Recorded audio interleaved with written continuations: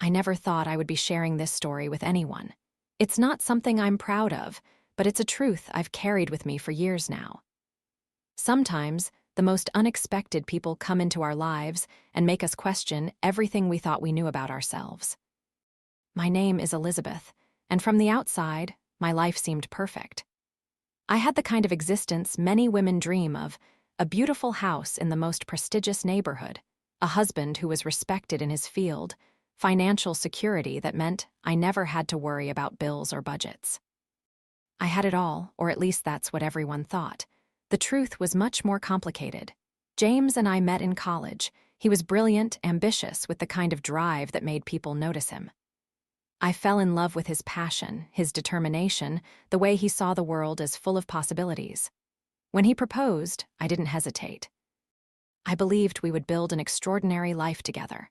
For the first few years, we did. We were young, in love, exploring the world together as James climbed the corporate ladder, but success came with a price. The higher he rose, the more demanding his job became. Slowly, almost imperceptibly, the man I married began to fade, replaced by someone who lived for work, for achievements, for the next big deal. I tried to understand. I told myself this was temporary, that once he reached a certain level, things would calm down. But they never did. Instead, the distance between us grew. We lived in the same house but existed in different worlds. Our conversations became brief exchanges about schedules and social obligations. The connection that had once felt so powerful dimmed until I could barely remember what it had felt like to be truly seen by him. That's when Michael entered our lives. James hired him as our family driver, insisting that I deserved the comfort and convenience. "You shouldn't have to worry about traffic or parking," he said, squeezing my shoulder in what passed for affection these days. I didn't argue. It seemed easier to accept these gestures than to admit how lonely I felt in my marriage. Michael was in his early 30s, a few years younger than me. He had a quiet dignity about him, professional, but never cold. At first, I barely noticed him. He was just another fixture in my carefully curated life, someone who took me to appointments, shopping, to meet friends for lunch. I would sit in the back seat, lost in my thoughts or scrolling through my phone, while he navigated the city traffic with silent efficiency. I don't remember exactly when things started to change. Maybe it was the day I received bad news about my father's health. I climbed into the car, trying to hold back tears, not wanting to fall apart in front of someone who was essentially a stranger. But Michael noticed, not in an intrusive way, but with a subtle offer of kindness. "Would you like to take the scenic route today, Mrs. Harrington?" he asked, his eyes meeting mine briefly in the rearview mirror. "Sometimes it helps to see the water when things are difficult." I was surprised, not just by his suggestion, but by the fact that he had sensed something was wrong. When was the last time someone had actually noticed my emotions? "Yes," I said quietly. "That would be nice." We drove along the coastline in silence, but it wasn't uncomfortable. The sight of the ocean, vast and constant, calmed something inside me. When we returned home, I felt better than I had in weeks. "Thank you," I said as he opened the door for me. He nodded, a small smile touching his lips. "Anytime, Mrs. Harrington." After that day, something shifted. I found myself looking forward to the quiet time in the car, the brief respite from my otherwise empty days. I started sitting in the front passenger seat sometimes, claiming it was easier to talk about the day's itinerary.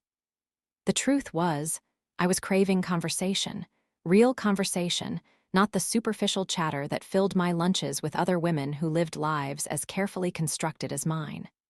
Michael was surprisingly well-read, I discovered. He was working as a driver to save money for graduate school. He had opinions about books, about politics, about life that were thoughtful and nuanced. Most importantly, he listened when I spoke, not just waiting for his turn to talk, but actually absorbing my words, responding to them with genuine interest.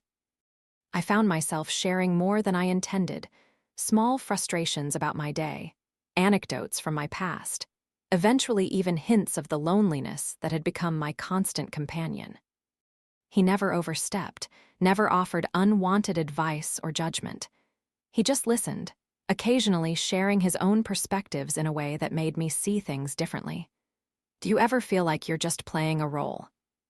I asked him one rainy afternoon as we sat parked, waiting for a downpour to subside.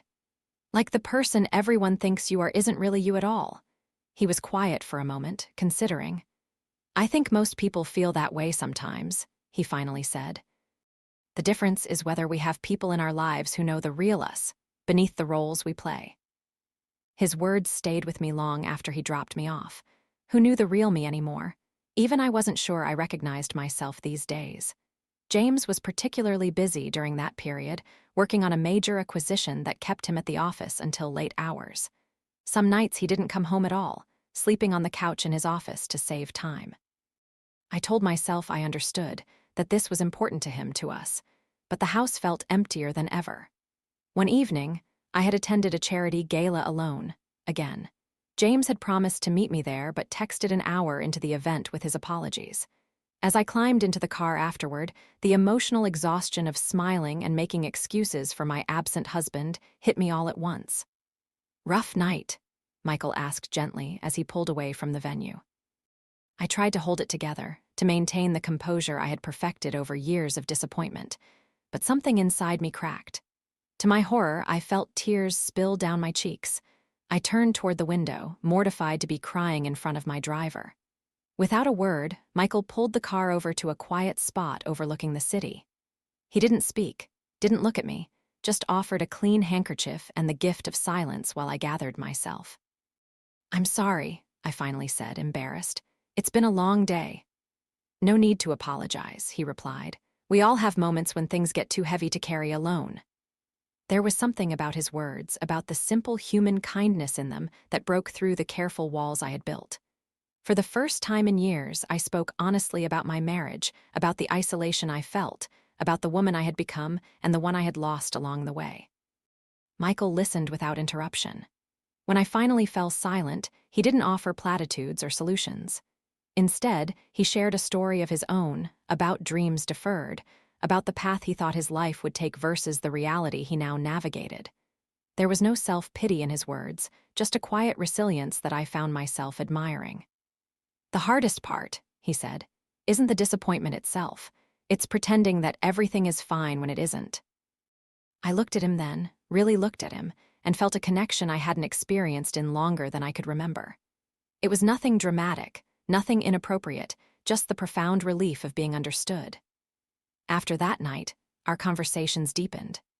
We were careful, always professional, always appropriate in how we spoke to each other. But there was an undeniable understanding between us, a friendship that had formed in the quiet spaces of my otherwise loud but empty life. I began to notice things about him I hadn't before, the thoughtful way he approached problems, his quiet sense of humor, the respect with which he treated everyone he encountered. I caught myself thinking about our conversations when we weren't together, looking forward to sharing thoughts or experiences with him. The day things shifted beyond friendship came unexpectedly. I had received news that my father's condition had worsened, and there was a chance he wouldn't recover. James was in Singapore for business. When I called him, desperate for comfort, he was sympathetic but distracted. "I'll try to wrap things up and come back early," he said, but we both knew it was an empty promise. Michael drove me to the hospital. He waited while I sat with my father, while I spoke with doctors, while I tried to process what was happening. When I emerged hours later, exhausted and emotionally drained, he was still there. "You didn't have to wait," I said, touched by his consideration. "I didn't want you to be alone," he replied simply.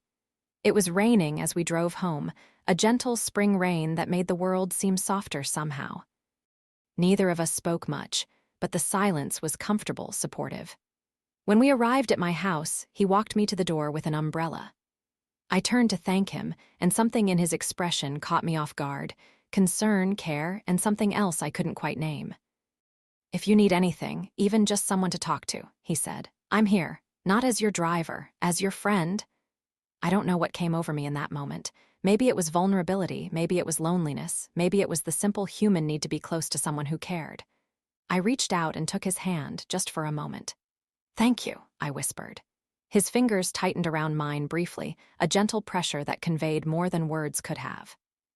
Then he stepped back, maintaining the boundary between us with a respect that made my heart ache.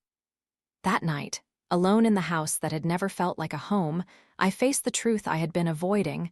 I was developing feelings for Michael, feelings that went beyond friendship, beyond what was appropriate, feelings that terrified me. I spent the next week in a state of confusion and guilt. I told myself I was just emotionally vulnerable because of my father's illness, that I was projecting my need for connection onto the one person who had shown me kindness. I told myself it would pass. But when Michael and I were together, those rationalizations felt hollow.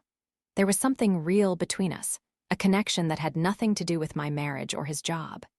It was about who we were as people, about the way we understood each other without having to explain.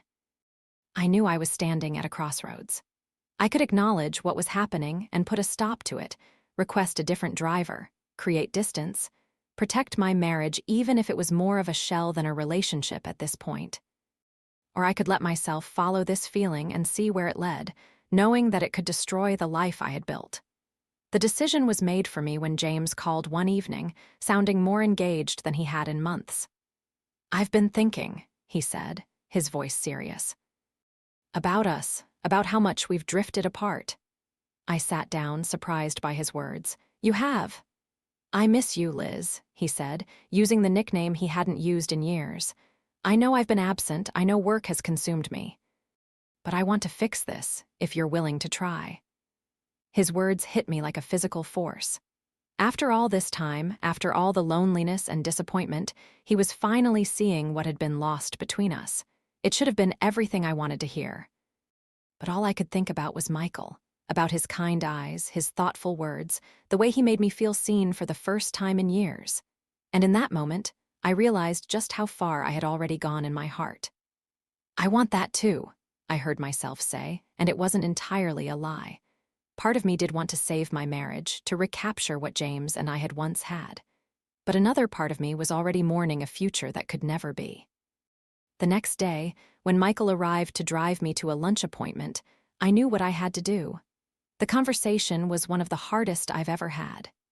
"James and I are going to work on our marriage," I told him, my voice steadier than I felt. "He's taking a step back from work. We're going to try again." Michael's expression didn't change, but I saw something shift in his eyes, a brief flash of pain quickly masked by understanding. "I'm glad," he said quietly. "Everyone deserves a chance at happiness." I wanted to tell him that he made me happy, that in another life, another circumstance, things might have been different, but those words would have been cruel to both of us. "I think it would be best if I requested another driver," I said, the words feeling like stones in my mouth. "For a while at least," he nodded, professional as always. "I understand." We rode in silence the rest of the way, the connection between us still there, but now tinged with the knowledge of what could not be. When he dropped me off, he looked at me for a long moment. "You deserve to be happy, Elizabeth," he said softly. "Whether it's with James or someone else, don't settle for less than being truly seen." I watched him drive away, an ache in my chest that felt both like ending and beginning. James returned home the next day. True to his word, he made changes, reducing his hours, scheduling time for us, making efforts to rebuild what had been lost. We went to counseling, learned to communicate again, slowly found our way back to each other. It wasn't perfect, and there were days when I wondered if we were just going through the motions, but there were also moments of genuine connection that reminded me why I had fallen in love with him in the first place. I never saw Michael again. He transferred to another position within the company, and eventually, I heard he'd left to finally pursue his graduate studies. I was happy for him, though the thought of him still brought a bittersweet feeling I couldn't quite shake. Sometimes, on rainy days, I think about that moment when he held my hand, about the roads not taken, the what-ifs that every life contains. I don't regret my choice. Staying and fighting for my marriage was right for me, for the life I had built, for the vows I had made. But I will always be grateful to the man who was supposed to be just my driver, but became so much more, the person who reminded me that I deserved to be seen, to be heard, to be known. In saving my marriage, I lost a connection that had awakened something in me. Yet that awakening itself was the gift that allowed me to demand more from my relationship with James, to remember what it meant to be truly alive. He was just the driver, but he showed me the way back to myself. And for that, I will always be thankful.